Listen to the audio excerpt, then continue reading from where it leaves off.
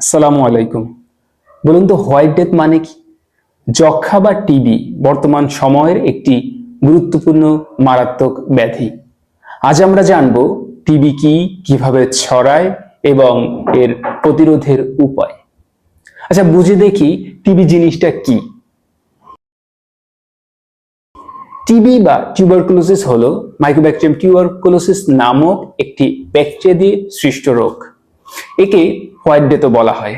Approximately 85% কেসেসে এরা pulmonary বা ফুসফুসে এবং বাকি 15% এক্সট্রা পালমোনারি যেমন জিআই ট্রাক্ট ও অন্যান্য অর্গানে ইনফেকশন করে থাকে। এবার দেখব টিবি কিভাবে ছড়ায়। অ্যাক্টিভ টিবি এর ক্ষেত্রে রোগের জীবাণু বাতাসের মাধ্যমে ছড়ায়। যখন কোনো টিবি রোগী কাশি, হাঁচি বা কথা বলে তখন ব্যাকটেরিয়া বাতাসে ছড়িয়ে পড়ে।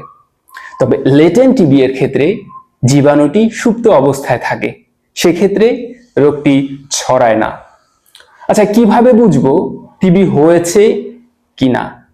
টিবি এর লক্ষণ বা সিমটমস: 2 সপ্তাহের বেশি কাশি, জ্বর থাকা, ওজন কমে যাওয়া এবং কখনো কখনো কাশির সাথে রক্ত বের হওয়া। এই সকল সিমটমস দেখা দিলে দেরি না করে যে কোনো একজন ডক্টরের শরণাপন্ন হবেন।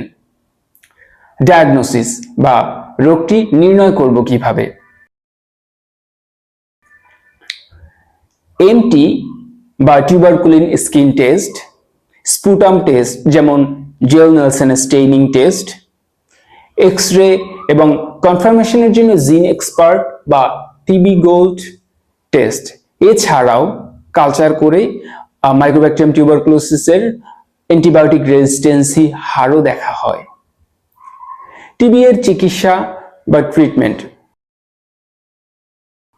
আপনি যেই ডক্টর দেখাবেন তিনি আপনাকে ট্রিটমেন্ট দিবেন।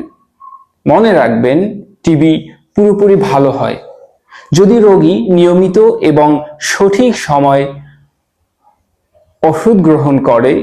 সাধারণত টিবি এর ঔষধ 6 মাস বা তার বেশি সময় নিতে হয়। ওষুধ চলাকালীন সময় অবশ্যই হেলদি খাবার খেতে হবে এবং ওষুধের সাইজ বড় ও খেতে কষ্টকর বলে না খেলে সুস্থ হওয়া যাবে না। টিবি থেকে বাঁচার উপায় কি?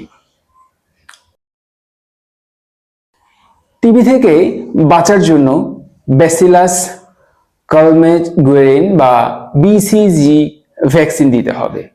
আমাদের দেশে ভ্যাকসিনটি জন্মের পরপরই হেলদি বাচ্চাদের দিয়ে থাকে।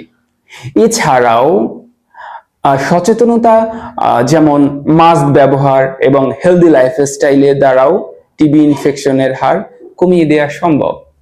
ফাইনালি এই স্লোগানই হোক, yes we and the TB.